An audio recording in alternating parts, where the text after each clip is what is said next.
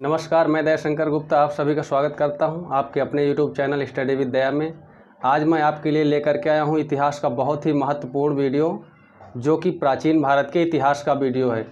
और आज की इस वीडियो में हम जानेंगे कि प्राचीन काल का जो मानव था वो कैसा था और किस तरह का जीवन जीता था।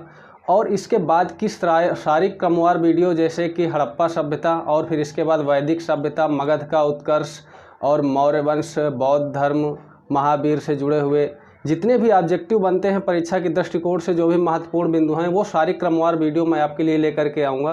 तो आज का जो हमारा वीडियो है वह बेसिक है प्रागैतिहासिक काल के बारे में, और इस वीडियो के माध्यम से हम जानेंगे कि प्राचीन काल का जो मानव था वह किस तरह का जीवन जीता था। तो आइए देखते हैं जो आज का हमारा टॉपिक है, प्राचीन भारत का इतिहास, यानी प्राचीन भारत का जो मानव था और प्राचीन भारत को किस तरह से बांटा गया अध्ययन की सुविधा के अनुसार, और किस तरह से हम इसकी जानकारी प्राप्त करते हैं। तो दोस्तों, किसी भी टॉपिक को पढ़ने से पहले अगर हम उसको एक सुव्यवस्थित ढंग से एक स्ट्रक्चर फॉर्म में ढाल लेते हैं तो इससे हमें काफ़ी आसानी मिलती है। तो मेरी कोशिश यही रहेगी कि परीक्षा की दृष्टिकोण से जो भी महत्वपूर्ण ऑब्जेक्टिव हैं आपके लिए, वो सारे मैं आपके लिए एक क्रमवार सजा करके लाऊं, जिससे आपको काफ़ी आसानी हो और आपको काफ़ी अच्छा लगे पढ़ने में। तो दोस्तों, इतिहास की अगर हम बात करें तो स्रोतों के आधार पर इतिहास को 3 भागों में बांटा गया है। कौन कौन से? प्राग ऐतिहासिक काल,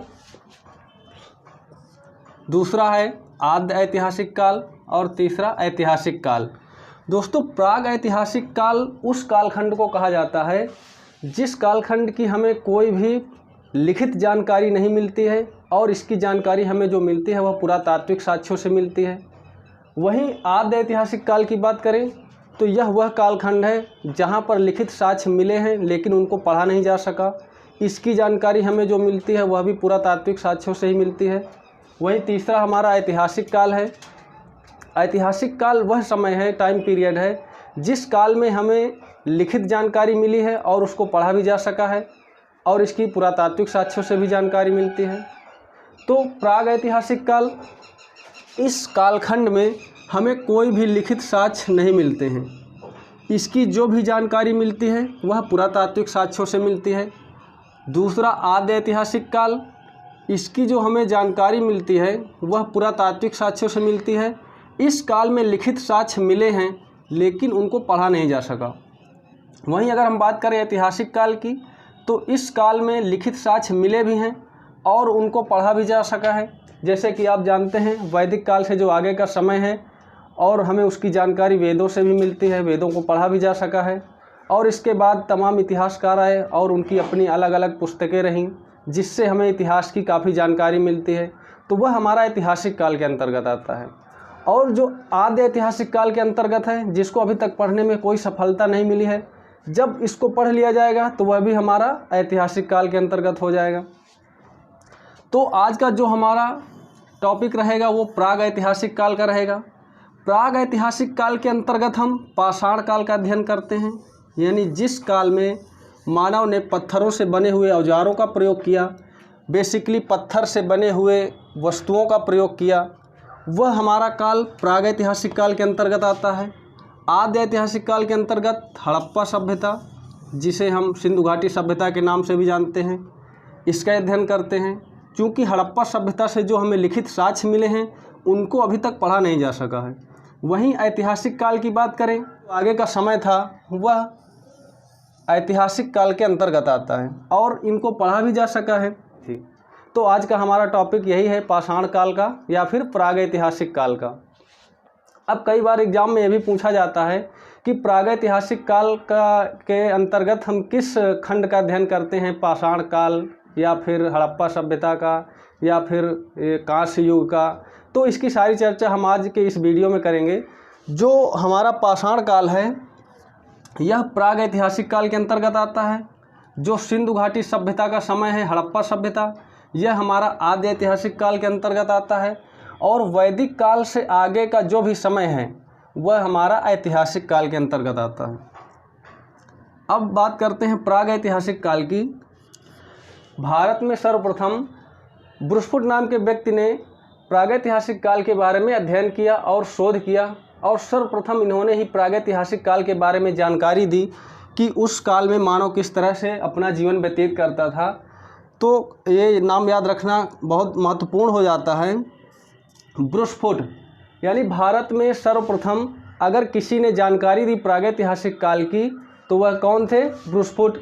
वहीं अगर हम बात करें वैश्विक स्तर पर तो सन 1820 में जर्गेनस थॉमसन नाम के व्यक्ति थे जिन्होंने वैश्विक स्तर पर इतिहास को 3 भागों में बांटा। और इनके जो बांटने का क्रम था, जो बांटने का आधार था, इन्होंने धातुओं के आधार पर बांटा। यानी जिस कालखंड में जिन धातुओं का प्रयोग किया गया तो उस कालखंड को इन्होंने धातुओं के आधार पर उसका नाम दिया। अब देखते हैं कि इन्होंने क्या नाम दिया। इन्होंने पहला पाषाण काल, दूसरा कांस्य युग और तीसरा लौह युग। ये जो पाषाण काल है यह प्रागैतिहासिक काल के अंतर्गत आता है। जैसा कि हमने पहले आपको बताया कि इस कालखंड में मानव पत्थरों का प्रयोग करता था, पत्थरों के औजारों का प्रयोग करता था। तो जो हमारा पत्थर का काल था वह पाषाण काल कहलाया। इसके बाद जब तांबे की खोज हो चुकी थी तो तांबा और टिन के मिश्रण से एक धातु बनी कांसा। तांबा और टिन के मिश्रण से एक नई धातु बनी कांसा। दोस्तों तांबे की खोज कब हुई थी? तो 5000 ईसा पूर्व तांबे की खोज हो चुकी थी। तो तांबा और टिन के मिश्रण से जब एक नई धातु बनी कांसा, और उस कालखंड में जब कांसे का प्रयोग किया गया, जिस युग में कांसे का प्रयोग किया गया वह युग हमारा कांस्य युग कहलाया। और कांस्य युग जो हमारा आता है वह आद्य ऐतिहासिक काल के अंतर्गत आता है। जैसा कि आप सभी जानते हैं कि हड़प्पा सभ्यता, जिसे हम कांस्य युगीन सभ्यता के नाम से भी जानते हैं। इसके बाद जो लौह युग हमारा आता है, तो लौह युग उन्होंने उस युग को कहा जब उत्तर वैदिक काल के अंत में लोहे की खोज हो चुकी थी और एक नई क्रांतिकारी परिवर्तन आया। तो इसके बाद का जो समय है वह लौह युग के अंतर्गत आता है। तो जो हमारा ऐतिहासिक काल है इसे हम लौह युग के नाम से भी जानते हैं। यानी अब वही बात करते हैं कि भारतीय पुरातत्व का जनक किसे कहा जाता है। तो याद रखिएगा अलेक्जेंडर कनिंघम। भारतीय पुरातत्व का जनक अलेक्जेंडर कनिंघम को कहा जाता है। तो दोस्तों जब इतिहास को हम 3 भागों में बांट लेते हैं, प्राग ऐतिहासिक काल, आद्य ऐतिहासिक काल और ऐतिहासिक काल, इसके बाद जो हमारा प्राग ऐतिहासिक काल है यानी जिसे हम पाषाण काल भी कहते हैं, इसको हम अध्ययन की सुविधा के लिए, यह एक इतना लंबा टाइम पीरियड था, इसको हम फिर 3 भागों में बांटते हैं। वो 3 भाग कौन कौन से आइए देखते हैं चार्ट के माध्यम से। पहला है हमारा पूरा पाषाण काल, दूसरा है मध्य पाषाण काल और तीसरा नवपाषाण काल। यानी इन्होंने पाषाण काल को 3 भागों में बांटा, पूरा पाषाण काल, मध्य पाषाण काल और नवपाषाण काल। जो हमारा पूरा पाषाण काल था इसका क्या काल था, समय क्या था, आइए देखते हैं। पूरा पाषाण काल हमारा 25 लाख BC यानी 25 लाख ईसा पूर्व से शुरू होता है और 10,000 ईसा पूर्व तक का जो समय है वह पूरा पाषाण काल के अंतर्गत आता है। अब कई बार कई दोस्तों को ईसा पूर्व या फिर ईस्वी में काफ़ी कन्फ्यूजन रहता है कि BC और AD क्या है। तो आपके लिए जानकारी के लिए मैं बता दूं कि जो ईसा मसीह का जन्म वर्ष था उसको आधार मानकर हम सन की शुरुआत हुई, और ईसा मसीह के जन्म वर्ष के बाद का जो समय है वह हमारा ईस्वी कहलाता है, और ईसा मसीह के जन्म से जो पूर्व का समय है वह हमारा ईसा पूर्व कहलाता है। यानी ईसा मसीह के जन्म को आधार मानकर इसकी शुरुआत हुई। तो ईसा मसीह के जन्म के 25 लाख वर्ष पूर्व, यानी इसीलिए हम इसको कहते हैं ईसा पूर्व। तो जो पूरा पाषाण काल की शुरुआत हुई वह 25 लाख ईसा पूर्व से 10,000 ईसा पूर्व तक का समय था, और इस कालखंड में मानव ने सबसे ज़्यादा समय बिताया। तो अगर यहाँ से कई बार पूछा भी गया है कि मानव ने किस काल में सबसे ज़्यादा समय बिताया, तो हमारा कौन सा है? पूरा पाषाण काल। और कई बार ये पूछा जाता है कि मानव इस धरती में सबसे पहले कहाँ पर आया, तो अफ्रीका महाद्वीप, यानी मानव सबसे पहले कहाँ पर आया? अफ्रीका में, जिसे क्रेडल ऑफ क्या कहा जाता है? क्रेडल ऑफ ह्यूमन, यानी मानवों का पालना। और जो आज का सभ्य मानव है, इसे सभ्यता का पालना किसे कहा जाता है? तो मानव जो हमारा सभ्य बना, जो आज का मानव है, होमो सैपियंस के नाम से जिसे हम जानते हैं, तो जो सभ्य मानव का जो जन्म हुआ वो एशिया में आकर के हुआ, तो एशिया महाद्वीप को सभ्यता का पालना कहा जाता है, यानी क्रेडल ऑफ सिविलाइजेशन। तो पहला जो हमारा है पुरापाषाण काल, इसकी शुरुआत होती है 25 लाख ईसा पूर्व से 10,000 ईसा पूर्व। मध्यपाषाण काल 10,000 ईसा पूर्व से 4,000 ईसा पूर्व। नवपाषाण काल 10,000 ईसा पूर्व से 1,000 ईसा पूर्व। अब यहाँ पर कई बार कन्फ्यूजन होता है कि ये दोनों समय एक ही साथ चल रहे थे। तो दोस्तों आपकी जानकारी के लिए बता दूं कि जो मध्यपाषाण काल था और नवपाषाण काल था, यह दोनों कालखंड एक साथ आगे बढ़ रहे थे। यानी कहीं पर एक जगह पर अगर विकास हो रहा था, ज़्यादा डेवलपमेंट था, जैसे कि आज भी आप देखते हैं कि शहर और देहात में काफ़ी अंतर होता है।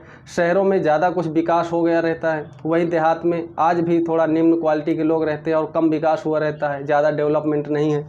तो ये दोनों कालखंड एक साथ आगे बढ़ रहे थे। जहाँ नवपाषाण काल आगे चल रहा था, मध्यपाषाण काल थोड़ा पीछे चल रहा था। तो ये दोनों कालखंडों को संक्रमण काल कहा जाता है, यानी ये दोनों कालखंड एक साथ आगे बढ़ रहे थे। जो पीछे चल रहा था उसे मध्यपाषाण काल के अंतर्गत रखा गया और जो थोड़ा आगे चल रहा था उसे नवपाषाण काल के अंतर्गत रखा गया। तो इसमें ज़्यादा कन्फ्यूजन नहीं है। जिसका जो समय है वह 10,000 BC से 4,000 BC, और इसका जो समय है वो भी 10,000 ईसा पूर्व से शुरू होता है, लेकिन यह 1,000 BC तक आता है। अब ये पुरापाषाण काल को फिर 3 चरणों में बांटा गया, क्योंकि ये इतना लंबा टाइम पीरियड था, 25 लाख BC से 10,000 BC। तो इसको पूर्व पुरापाषाण काल, मध्य पुरापाषाण काल और उच्च पुरापाषाण काल में बांटा गया। और ये ज़्यादा परीक्षा के दृष्टिकोण से महत्वपूर्ण नहीं है, तो हम इनके नाम की ही चर्चा करेंगे, इसमें ज़्यादा चर्चा नहीं करते हैं। अब हम बात करते हैं लक्षण के बारे में कि उस समय के मानव के क्या लक्षण थे। यानी यहाँ हम जानेंगे कि उस समय का जो मानव था वह किस तरह से जीता था और उसकी क्या जीवन शैली होती थी। तो आइए देखते हैं कि पुरापाषाण काल का जो मानव था उसका जो मुख्य कार्य क्या था। क्योंकि मानव की शुरुआत हुई थी उस समय 25 लाख ईसा पूर्व, तो पुरापाषाण काल का जो मानव था वह आखेटक था, यानी शिकारी था और खाद्य संग्राहक था। इस समय जब मानव की उत्पत्ति हुई 25 लाख ईसा पूर्व, तो उस समय का मानव कृषि और पशुपालन की उसको कोई जानकारी नहीं थी। जैसा कि आप देख सकते हैं, कृषि और पशुपालन की उसको कोई जानकारी नहीं थी। वह बेसिकली शिकार पर ही डिपेंड करता था। जंगलों में जाता था, जंगली जानवरों का शिकार करता था और उसका मुख्य भोजन जानवरों का शिकार करना और उनको मार करके उसको कच्चा ही खा जाना। यानी पूरी तरह से वह खाना बदोशी जीवन व्यतीत करता था।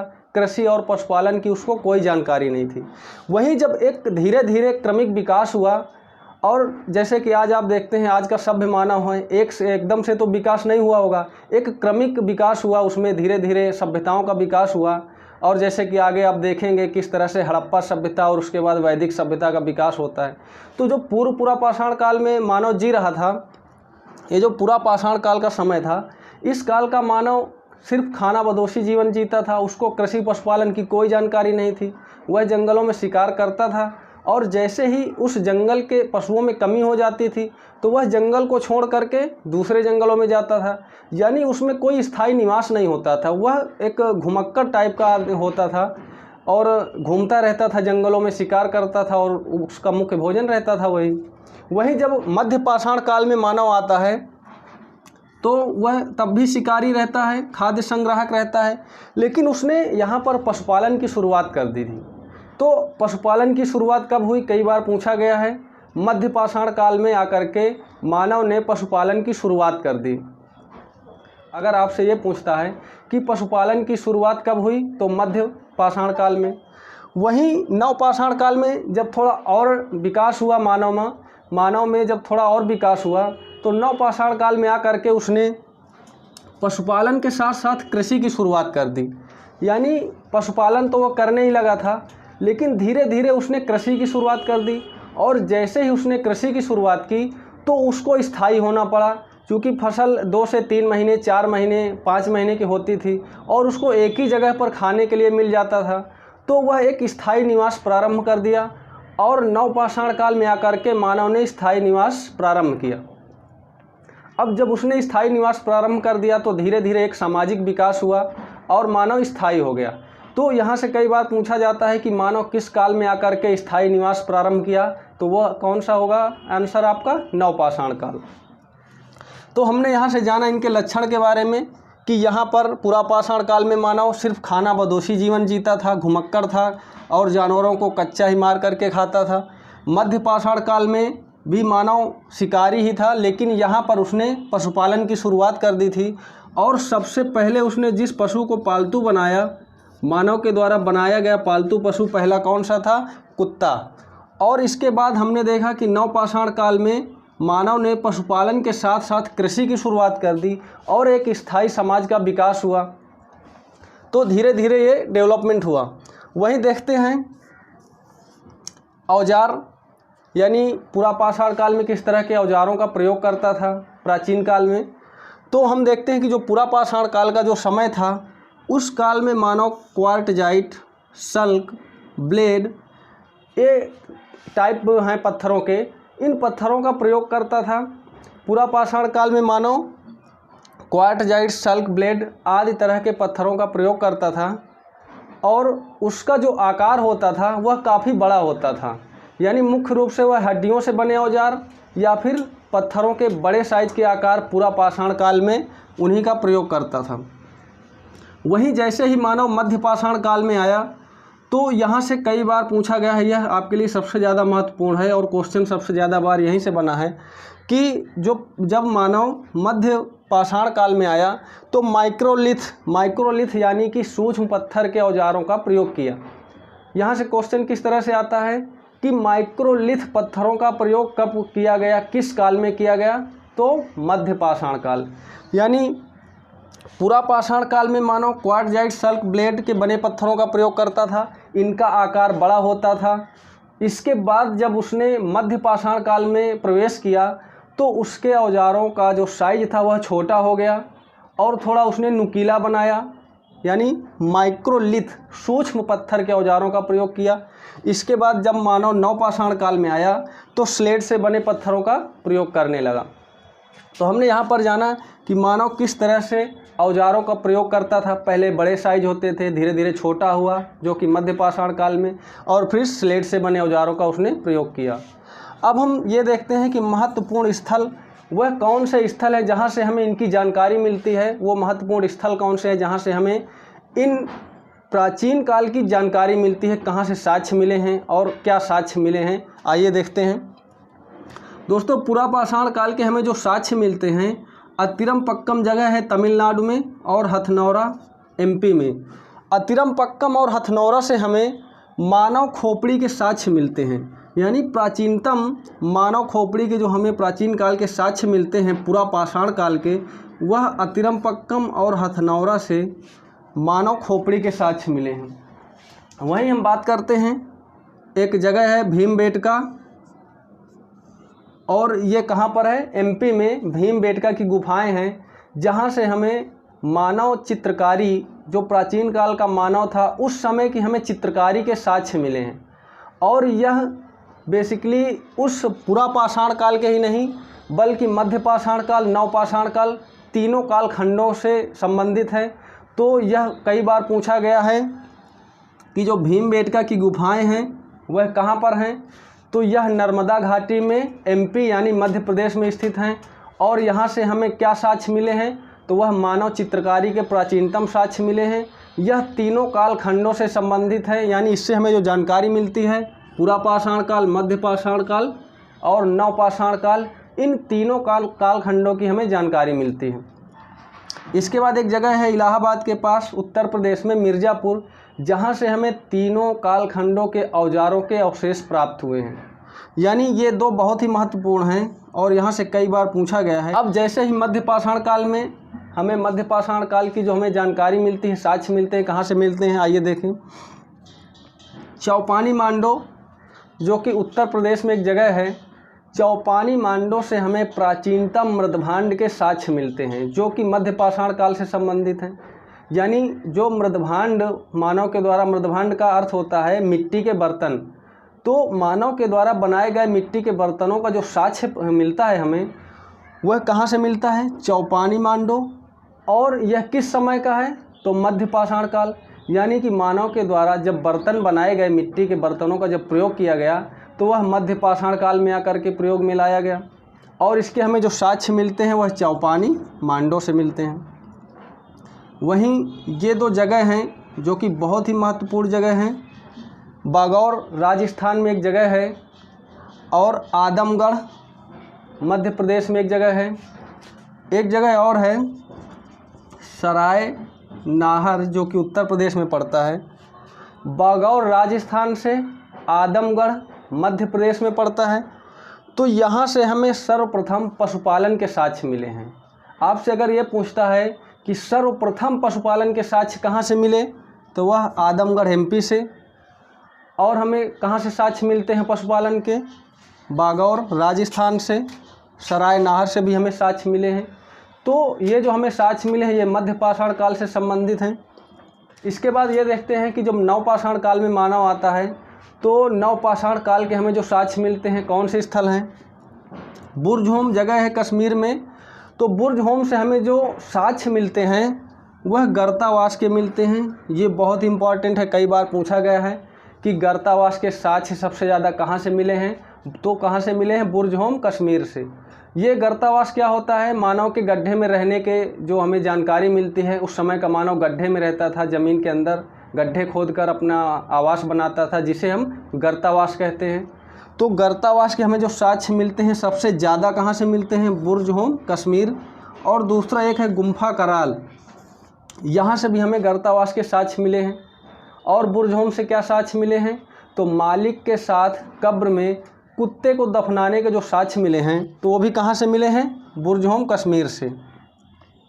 दोस्तों, दूसरा जो नवपाषाण काल से संबंधित है, चिरान जो बिहार के सारण जिले में है, यहाँ से हमें बुर्जहोम के बाद नवपाषाण काल के सबसे ज़्यादा साक्ष्य मिले हैं।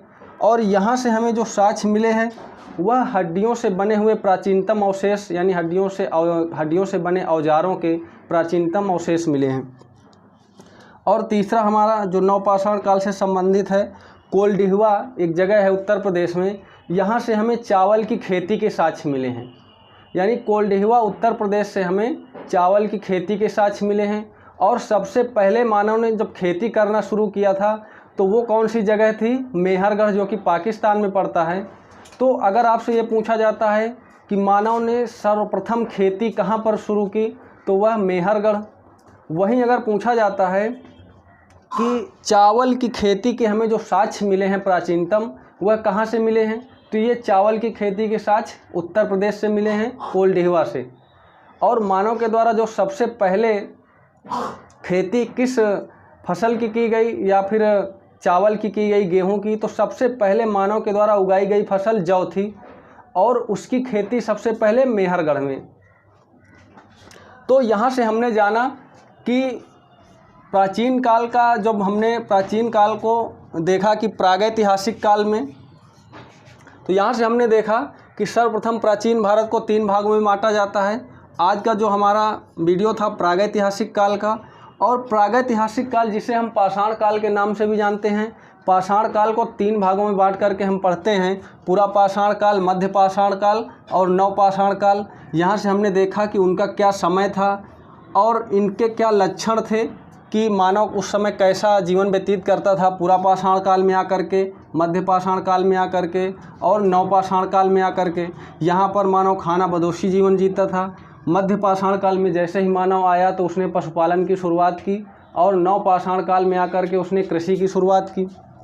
इसके बाद हमने औजारों के बारे में जाना, फिर महत्वपूर्ण स्थलों के बारे में कि कहाँ से हमें किस समय की जानकारी मिलती है। तो हमने देखा कि पूरा पाषाण काल के जो स्थल हैं, मध्य पाषाण काल के और नवपाषाण काल के। अब देखते हैं, एक और बचा है आपका खोज, कि किस समय कौन सी खोज हुई। तो जो आग की खोज हुई थी, आग की खोज सर्वप्रथम पूरा पाषाण काल में हुई, लेकिन उस काल का जो मानव था वह आग का प्रयोग नहीं जानता था। तो आग का प्रयोग मानव ने जाना मध्य पाषाण काल में, और आग का जो खोज हुई वह पूरा पाषाण काल में। इसके बाद तांबे की जो खोज हुई वह मध्य पाषाण काल में। और इसके बाद नवपाषाण काल में आकर के मानव ने एक जीवन को गति देने वाली पहिए की खोज की और इसके बाद एक नया क्रांतिकारी परिवर्तन आया और मानव को एक स्थान से दूसरे स्थान तक जाने में काफ़ी उसने अपने जीवन को सुगम बनाया। तो आज का हमारा जो वीडियो था वह आज हमने देखा बेसिक के बारे में, किस तरह मानव जीवन जीता था। अगला वीडियो हम नेक्स्ट इसका जो आएगा वो उसके आगे का आएगा, जो कि क्रमवार वीडियो लाएंगे आपके लिए। तो अगर आपको मेरा वीडियो अच्छा लगा हो तो लाइक करें और कमेंट बॉक्स में अपनी राय ज़रूर दें। धन्यवाद।